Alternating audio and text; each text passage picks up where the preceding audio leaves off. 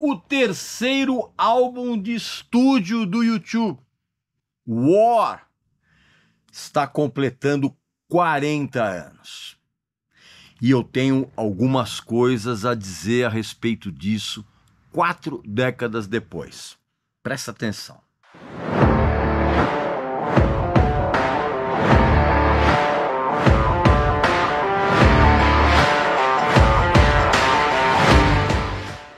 Meu amigo e minha amiga, eu sei que o seu sonho é ter uma carreira musical de sucesso. Eu sei que você mostra suas canções, mostra os seus sons para todo mundo e todo mundo diz que é maravilhoso, que você é demais. Cara, isso é mentira. As pessoas falam isso só para te agradar. É exatamente por isso que eu vou te ajudar a ter uma carreira musical bem-sucedida de verdade. Eu vou analisar os seus sons da maneira correta e vou orientar você em relação a todos os passos que você tem que tomar na sua carreira. No meio dessa minha trajetória, eu fui agraciado pelos ensinamentos do grande crítico musical e consultor, Regis Tadeu. Regis realmente foi uma das pessoas que mais contribuíram até agora. Eu sei que você adoraria ser um grande artista, mas o que você está fazendo realmente para que isso se torne uma realidade? A gente mostrava para os nossos amigos, para os nossos familiares, para os nossos contatos, e todo mundo dizia que as músicas eram muito boas, as músicas eram sensacionais, eram excelentes. O que eu pensei? Entro em contato com o Regis Tadeu. E a partir de agora, eu, junto com você, nós vamos cuidar de todos os aspectos musicais e artísticos dessa carreira que você vai construir. E para a gente foi uma luz no túnel, porque ele elogiou bastante, mas ele criticou umas críticas que a gente tinha que ouvir. Você vai clicar nesse exato momento no botão abaixo, tá ok? E a sua carreira, a partir de agora, vai tomar um novo rumo. Por quê? Porque nós vamos trabalhar juntos para isso. A sua carreira, lá na frente, vai te agradecer muito pelo fato de você ter tomado essa simples atitude de clicar no botão aqui abaixo e fazer com que a gente trabalhe juntos. A partir de agora, a sua carreira virou um caso sério. Esteja preparado para ela.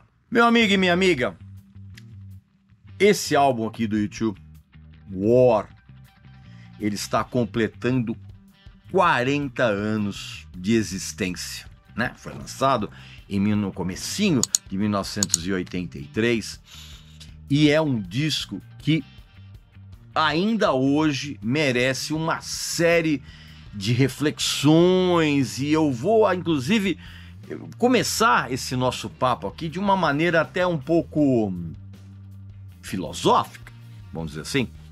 Não sei, você que vai decidir isso.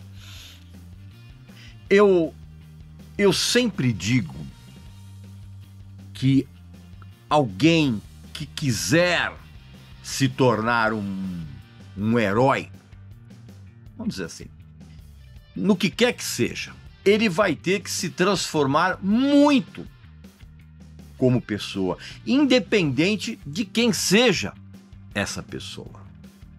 E isso vale para muita gente no show business, que é tratada como herói por fãs apatetados e por uma mídia cada vez mais ajoelhada perante as bizarrices mundanas desse universo do show business. E o que isso tem a ver com o U2? Tem tudo a ver, porque há 40 anos atrás, isso aqui começou a valer para o Bono. E em menor escala para os amigos dele da banda. Há enormes diferenças entre uma celebridade e um herói. Mas já naquele tempo, 40 anos atrás, o público ele não era precisamente esperto para distinguir uma coisa da outra. E foi meio que o público que, de uma certa forma, ajudou a construir essa aura heróica em torno do Bono e do U2. E uma dessas diferenças que existem é justamente a disposição, né? O que torna a pessoa um herói é a disposição que ela tem em sacrificar a si mesmo na missão de construir algo muito maior. E exatamente dessa forma, o Bono, ele tentou embarcar nessa onda exatamente a partir do momento que o War foi colocado nas lojas lá no comecinho do ano de 1983. E caso você não lembre, ou caso você não tivesse nascido, esse álbum aqui, ele se tornou relevante apenas poucas semanas depois que ele chegou nas prateleiras das lojas de discos da época. Para quem acompanha a música com a devida seriedade, como é o caso aqui do tio aqui, com a devida profundidade, não há a menor dúvida de que o U2 não somente se transformou numa banda numa escala gigantesca dentro da galáxia, né? Nem do planeta, da galáxia, mas também a banda, ela de uma certa forma, ela ultrapassou muito as espécies de redomas que cercam o mundo do show business, aquelas coisas que limitam o alcance do show business. E ela fez isso a partir exatamente desse álbum, cara, quando o Bono e o U2, eles se engajaram, cara, numa missão de politização dos seus fãs e de qualquer pessoa que tomasse contato com o som, com os discos e com os shows e as ideias do U2. Os discos e os palcos nas turnês, cara, foram usados realmente também, né, para denunciar todos ou grande parte dos problemas do mundo, cara, para milhões de pessoas e para conscientizar todas essas pessoas que somente a solidariedade mundial conseguiria melhorar o futuro de toda aquela geração. E volto a dizer, cara, isso começou a partir do War, tá? Aliás, eu já vou falar dessa edição especial aqui. Aguenta a mão. Eu reouvi esse disco e analisei esse disco ontem, praticamente, antes de gravar esse vídeo aqui, e analisando tudo, evidentemente, numa retrospectiva. De uma certa forma, cara, dá para entender por que esse álbum, ele continua soando extremamente potente nos dias de hoje, cara. Porque esse disco, cara, ele foi resultado de uma...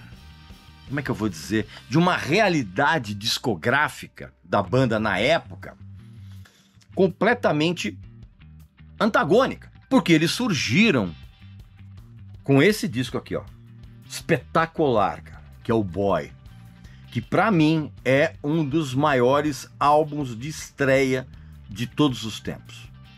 É um negócio incrível. Só que, antagonicamente a ele, o segundo álbum, que é esse aqui, ó, o October, ele é um disco irregular. E ele ainda é até hoje. Lembrando que o Boy saiu em 1980 e o October no ano seguinte, em 1981. Também eu tenho essas edições especiais aqui. Já vou falar a respeito dela. Aguenta a mão aí. E tinha um elemento pairando no U2 que era muito pior do que esse antagonismo crítico, né? E do próprio público, porque o primeiro álbum, Boy, ele foi aclamado pela crítica e o público adorou. E o October, que veio na sequência, causou muita decepção, tanto na crítica quanto no público. E para piorar tudo isso, na época, o U2, ele quase acabou. Porque, inclusive, alguns integrantes, ficaram tão decepcionados e começaram a discutir entre si que alguns integrantes chegaram até a pensar em parar de fazer música, parar de tocar, parar de fazer música e fazer outra coisa. Então, o War foi, sim, um daqueles discos que, tipo assim, sabe? É tudo ou nada agora, você tá entendendo? Ou vai ou racha, é agora ou nunca. Aliás, eu vou contar essa história de que a banda quase acabou, das brigas, quem brigou com quem queria parar de fazer música até. Eu vou contar isso num vídeo que eu vou gravar muito em breve e vou colocar lá no meu clube de membros VIP, que é um local repleto de vídeos inéditos, que só os sócios desse clube têm acesso a esses vídeos. Tem inclusive um monte de material, tem séries inéditas, aposto que você não sabe que é exclusivo para o clube, tem um monte de informações. Inclusive você pode adquirir vários dos nossos livros aqui, dos nossos produtos com um desconto ainda maior. Você pode ter acesso a shows gratuitos, ainda frequentar bastidores. Então tem uma série de benefícios. E para você se tornar sócio, evidentemente que você vai clicar aqui embaixo na descrição do vídeo em Seja Membro e você vai escolher o seu plano, tá? E aí você, então, pode ter acesso a um monte desses benefícios aí, tá ok? Então, muito em breve eu vou fazer um vídeo lá que eu vou contar a história do YouTube dessa época, das brigas, é uma coisa que a banda realmente quase acabou. Bom, mas voltando aqui com o War, esse disco, na verdade, é o álbum mais irlandês do YouTube, você tá entendendo? Por quê, cara? Irlandês, quando eu falo, no sentido de ele refletir diretamente nas letras e na própria sonoridade desse disco, ele reflete musicalmente, cara, toda aquela situação violenta, caótica e politizada que a Irlanda vivia naquele tempo, cara. Entre os conflitos entre católicos e protestantes, aquele nacionalismo que estava em ascendência contra a dominação britânica. A Irlanda era um caos naquela época, cara. E se você reparar, a própria capa do disco reflete isso, tá? Por quê? Acho que você já sabe disso, mas de qualquer forma não custa nada falar. Esse garoto aqui, que é um cara chamado Peter Rowan, é o mesmo garoto 3 anos antes do Boy. Olha a diferença, né? Esse aqui é o disco de 1980 e esse de 1983. Olha a diferença. É o mesmo garoto. Sacou? Aqui. A raiva contida aqui. Pois é. É isso que o disco reflete. Então, dá para perceber que era uma banda muito diferente desses tempos aqui. Então, quando você ouve o disco nos dias atuais, dá para perceber que existem muitas texturas sônicas diferentes, cara, ao longo do disco, cara. E tudo assim foi tocado com uma intensidade que é quase exasperante. Então, quando você ouve esse disco, né, ou melhor, você reouve esse disco, não tem como você não se emocionar com a intensidade incrível que tem logo na primeira faixa, né? Que é Sunday Bloody Sunday. E isso acontece tanto no som raivoso com que a banda toca essa canção, cara, quanto na levada, inclusive, declaradamente marcial de bateria, quanto na letra, que é, por mais incrível que possa ser, eu não encontro outra frase. A letra de Sunday Bloody Sunday é uma letra violentamente pacífica. Deu para entender? Pois é. Ela é muito enfática. E ela é, ainda hoje, muito explícita. E essa música, ainda hoje, é a mais explícita na sensação que a gente tem de que o U2, ele quis com que o War fosse um grande manifesto musical de conscientização política. Isso não só em relação à Irlanda, mas ao mercado europeu, ao mercado americano, ao mercado mundial, cara. Era uma declaração para o mundo inteiro. E essa mesma sonoridade propositalmente marcial, ela acontece parcialmente em outras faixas do disco, como por exemplo a faixa que vem em seguida, a linda canção intitulada Seconds também. Como também ela aparece numa outra canção que é criminosamente subestimada, criminosamente ignorada, até mesmo pelos fãs desse disco, que é Like a Song. E essa mesma característica parcialmente marcial, ela aparece em duas outras ótimas canções, que é The Refugee e Red Light. E todas essas canções, cara, elas têm uma simbiose, vamos dizer assim, meio que fora dos padrões normais da música pop, entre a cozinha rítmica da banda, que é formada por dois músicos também criminosamente subestimados e taxados como medíocres pela maioria das pessoas. Gente que não sabe absolutamente nada de música. Eu tô falando do baixista, o Adam Clayton, e do batera, o Larry Mullen Jr. E os dois, cara, sempre foram importantíssimos para a sonoridade da banda. Por quê, cara? Porque eles formavam uma cama, vamos dizer assim, rítmica, muito segura, justamente para poder sustentar os devaneios do The Edge na guitarra, né? Com aqueles acordes cheios de efeitos, e efeitos absolutamente surpreendentes. Tanto é que o The Edge é um cara que, de uma certa forma, criou uma linguagem guitarrística absolutamente personalíssima, vamos dizer assim. E essas são realmente as características do War que se tornaram muito evidentes nos discos posteriores, cara, que a banda lançou. Todos eles. Então, de uma certa forma, os fundamentos da maneira como o U2 soou ao longo da carreira começaram aqui. E cada música desse disco, cara, é uma espécie de soco na nossa cara. Seja uma canção sensacional como New Year's Day, e ainda hoje, inclusive essa música foi lançada em compacto na Europa, nos Estados Unidos, e esse compacto vendeu tanto que alavancou as vendas do próprio álbum como um todo, cara. Esse disco vendeu muito, tanto na Europa quanto nos Estados Unidos. Tem uma outra canção aqui, absurdamente linda, cara, que chama-se Drowning Man, que é uma canção mais intimista, mas ela tem uma letra absolutamente cortante, cara. E tem uma outra canção aqui que tem uma pungência, vamos dizer assim, muito inquietante, que é Surrender, que vale muito a pena você ouvir hoje. 40 anos depois você vai perceber isso, cara. Até mesmo o romantismo, há momentos de romantismo nesse disco. E mesmo assim, esse romantismo, ele aparece de uma certa forma um pouco transfigurado em termos de intensidade, cara, numa das minhas canções favoritas desse álbum, que é Two Hearts Beat as One, cara.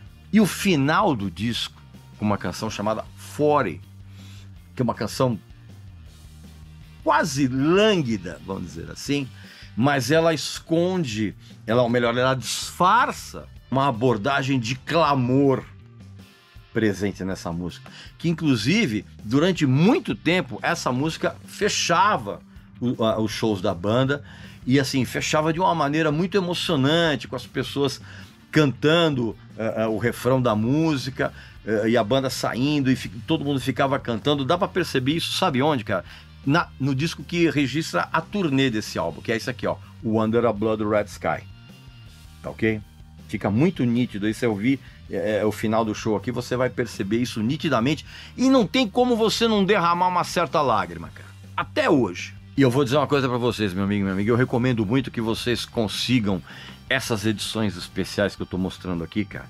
Que são as edições, ó, são as edições duplas, cara, que vem.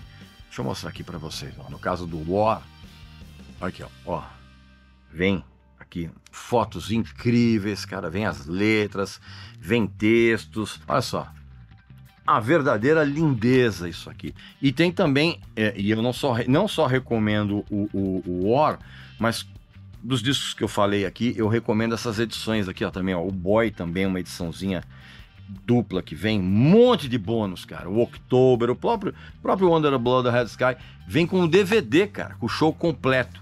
Então, assim, eu recomendo muito, muito mesmo que vocês, não sei se vocês estão ligados ainda em CD, mas enfim, eu recomendo muito a aquisição desses discos, ou você vai ouvir por aí nos serviços de streaming, procurem ouvir essas edições que são bem legais.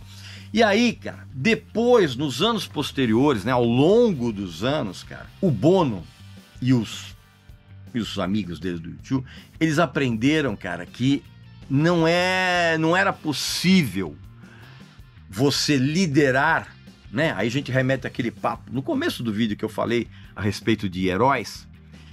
O Bono e a banda, eles perceberam, cara, que não é possível você liderar ou o que quer que seja se você ficar sentado num pedestal acima das pessoas.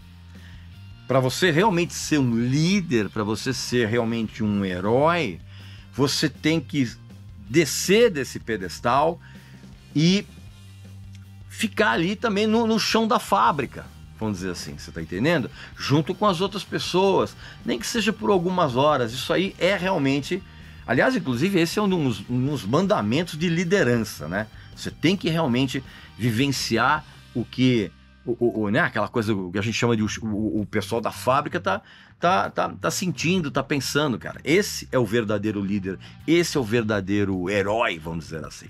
E aí, quando o Bono e os caras da banda fizeram isso, eles olharam para si mesmos, depois de um certo tempo, eles perceberam, cara, eles se perceberam ridículos. E se sentiram, de uma certa forma, até ridicularizados por conta daquela aura de messianismo que cercou a banda. E foi por isso que eles decidiram, num determinado momento da carreira, romper com essa aura de messianismo numa turnê de um determinado disco, né, que eu já falei aqui no vídeo, no canal, você vai procurar, né? E aí eles resolveram romper com esse messianismo, cara, inclusive tendo uma atitude guiada por um cinismo muito grande. Eu já falei a respeito disso aqui no canal. Dá uma procurada, né? Não vou falar. Dá uma procurada que eu vou contar, eu já contei essa história aqui pra vocês, tá bom? Então, enfim, meu amigo e minha amiga, essa é a minha opinião a respeito dos 40 anos do War, fantástico álbum do YouTube. Aqui nos comentários, deixa a sua opinião a respeito da primeira vez que você ouviu esse disco e a sua opinião depois que você reouvir esse disco hoje. Tá legal? Não esqueça também de fazer a sua inscrição aqui no canal e não esqueça também de clicar aqui embaixo em Seja Membro para que você se torne sócio do nosso exclusivíssimo Clube de Membros VIP. Tá bom? Então um abraço, saúde para você, para sua família e para seus amigos e até a próxima.